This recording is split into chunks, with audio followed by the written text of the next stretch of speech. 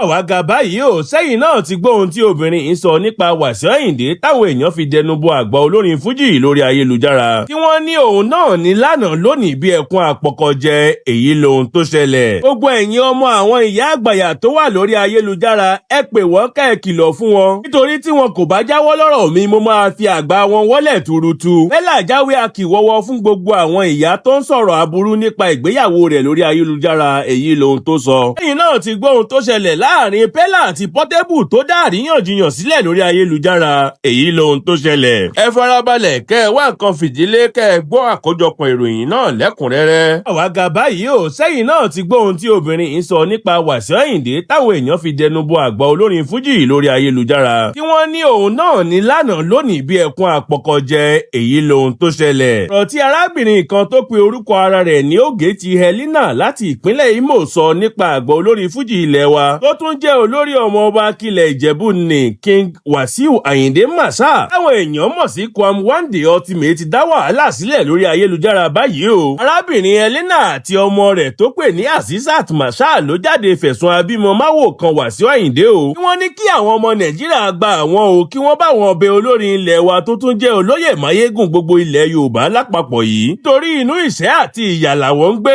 wọ́n ní níṣe lọ̀rọ̀ àwọn dàbí ẹni tó lẹ́ni nímùsàn tí kò tiẹ̀ rí kíkan mu. obìnrin yìí àti ọmọ rẹ̀ ṣàlàyé pé ibi tí ìṣẹ́ àti ìyà bá wọn múlẹ̀ bí ẹ̀gbẹ́ iṣu dé ọmọ náà ò tiẹ̀ lè lọ léèwé débi pé ó máa bẹ́gbẹ́ pé láwùjọ. ẹ̀ lọmọbìnrin tó jọ Wasiu Ayinde bí ìmúmu tí wọ́n pè ní ọmọ ọdún 13 yìí náà ń wẹ omi ẹkún mu bíi gàrí. ó ní kó lú ayé fújì jọ kó wá gba òun kúrò nínú ìyà ẹ̀mọ̀dí tó òun jẹ yìí. ó ní ohun tí kò ṣeé gbọ́ ni pé òun tí bàbá òun lówó tó pọ̀ báyìí òun wá máa jẹ irú ìyà burúkú tó òun jẹ yìí. ti pé tá ò bá rẹ́ni bálà ọlà kì í yá bọ̀rọ̀. nígbà tí arábìnrin Helena tó jẹ́ ọmọ ilẹ̀ Ìgbò yìí ń ṣàlàyé ohun tó ṣẹlẹ̀ láàrin òun àti olúayé fújì fún iléeṣẹ́ akọ̀ròyìn Feel Right News pẹ̀lú omijé lójú ló ní.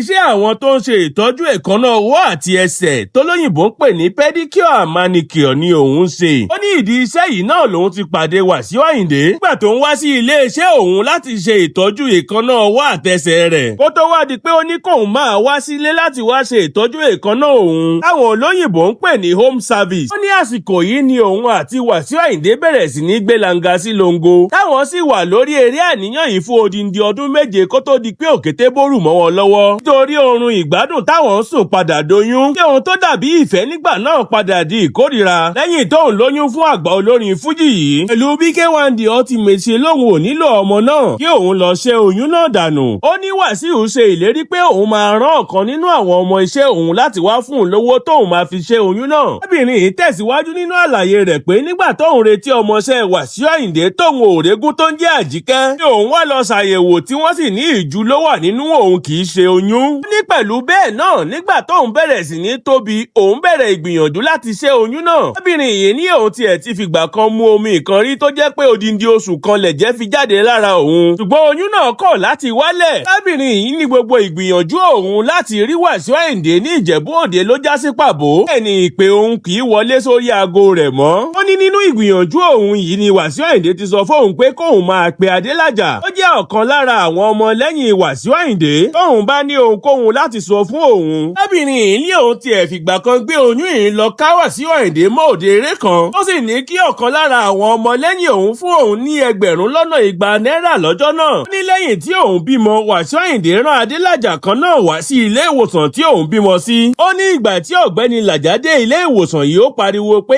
ọmọ yìí mà jọ Àlájì o. bẹ́ẹ̀ ló ya fọ́tò ọmọ náà ó gbé ọmọ náà ó sọ àwọn ọ̀rọ̀ kan sí i létí.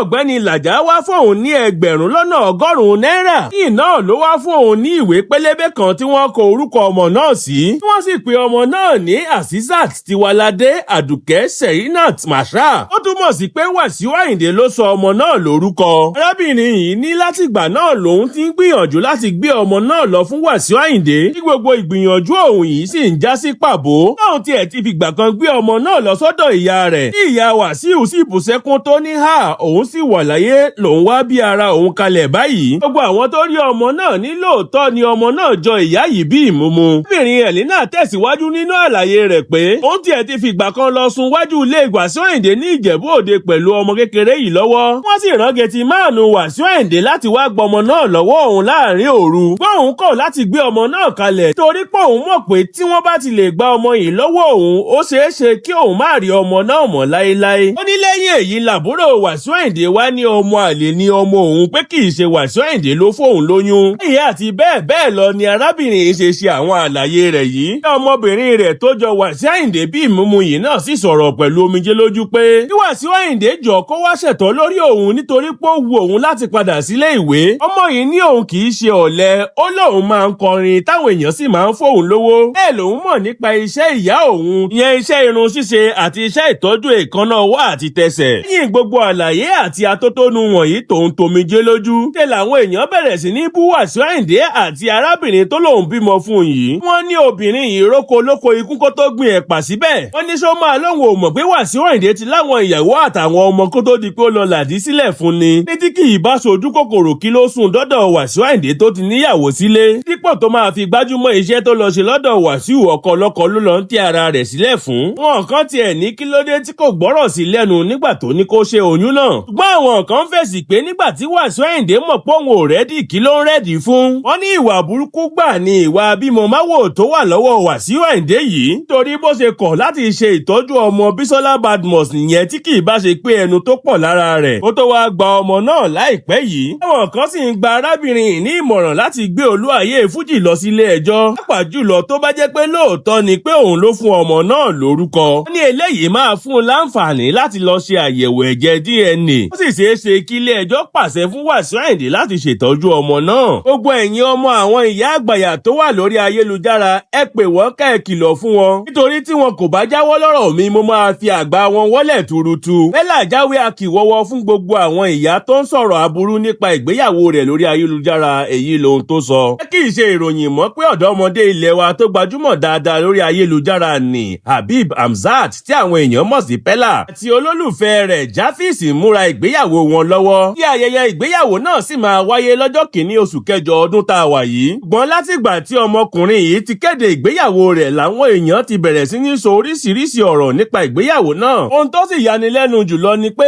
aburú ni ọ̀pọ̀ ènìyàn sọ nípa ìgbéyàwó àwọn méjèèjì yìí. Bí àwọn kan ṣe ń sọ pé ìgbéyàwó náà kò ní dalẹ̀. Àwọn míì sọ pé kò lè sí adùn nínú rẹ̀ nítorí pé àwọn méjèèjì sì kéré bẹ́ẹ̀ ni wọn ò tí ní òye ìgbéyàwó. Nìkan tiẹ̀ jáde tó ní PELLER àti ìyàwó rẹ̀ JARVIS ò bára wọn mu. Ó ní àfàìmọ̀ kí JARVIS má jáde lẹ́yìn oṣù díẹ̀ tàbí ọdún díẹ̀ láti ké gbàjarè. Bí ọkọ òun ṣe gbá tàbó ṣàwo torí pé a ò nílò àwòràwọ̀ láti rí i pé àwọn méjèèjì kò bára wọn dọ́gba. Ó ní kò yẹ kí àwọn mọ̀lẹ́bí wọn gbà kí wọ́n fẹ́ra wọn nítorí pé wọ́n ti kéré jù bẹ́ẹ̀ ni wọn ò tí ì gbó débi pé wọ́n máa ṣe ìgbéyàwó. Irú àwọn ọ̀rọ̀ wọ̀nyí àti àwọn èrò búburú mìíràn lóríṣiríṣi ló ń káàkiri orí ayélujára lórí ìgbéyàwó tuntun tó ṣẹ̀fẹ̀ bẹ̀rẹ̀ yìí. Lẹ́yìn ló fà á tí ọkọ ìyàwó fi jáde láti fèsì sì ṣe ìkìlọ̀ ńlá fún gbogbo àwọn tó ń bu ẹnu àtẹ́lu ìgbésẹ̀ tó fẹ́ gbé yìí báyìí pé ẹ rí gbogbo ẹ̀yin àgbàlagbà obìnrin tẹ́ ẹ máa ń tan kámẹ́rà láti tùtùkùtù lórí ọ̀rọ̀ èmi àti ìyàwó mi. Ọjọ́ ẹ̀tẹ́ ẹ̀yin dìkan lónìí nítorí níṣe ni mo kàn ń gbìyànjú láti dákẹ́ nítorí àsìkò tí mo wà yìí. Mi ò fẹ́ bú ìyá ẹnikẹ́ni o,